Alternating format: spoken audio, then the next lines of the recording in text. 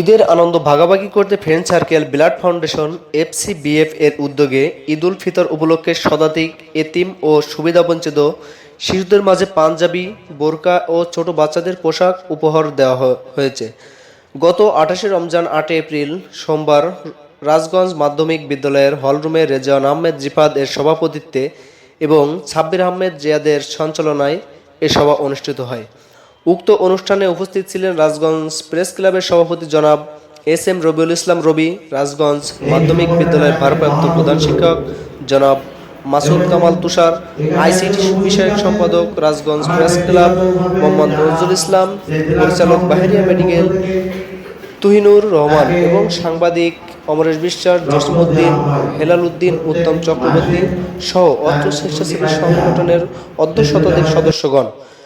বিতরণ অনুষ্ঠানে সভাপতি রেজওয়ান আহমেদ রিফাত বলেন, স্বেচ্ছাসেবী সংগঠনটি প্রতি বছর রমজান মাসে পথচারী সহ হাফেজিয়া মাদ্রাসায় ইফতার মাহফিলের আয়োজন করে এবং সদস্যরা গ্রাম মহল্লা খুঁজে খুঁজে এতিম ও সমাজের সুবিধাবঞ্চিত মানুষদের খোঁজ নিয়ে তাদের সাথে ঈদের আনন্দ ভাগাভাগি করে নেয়।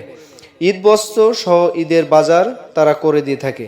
আমরা বিভিন্ন সময়েও সংকটাপন্ন ব্যক্তিদের পাশে ছিলাম, ভবিষ্যতেও থাকব ইনশাআল্লাহ। এছাড়াও ফ্রেন্ড সার্কেল